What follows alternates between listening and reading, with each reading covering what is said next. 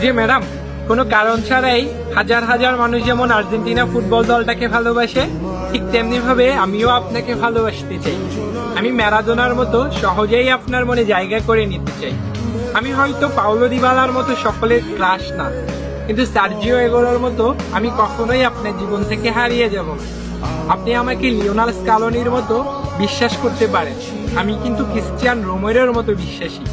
হয়তো আমি মাঝে মাঝে লাউতারো মার্টিনেজের গোল মিসের মতো ভুল করে বসবো, কিন্তু সাথে সাথে অ্যাঞ্জেল ডি মারিয়ার ফাইনালে গোল করে ম্যাজিক দেখানোর মতো ম্যাজিক দেখিয়ে আপনার মনকে খুশি করে দিই।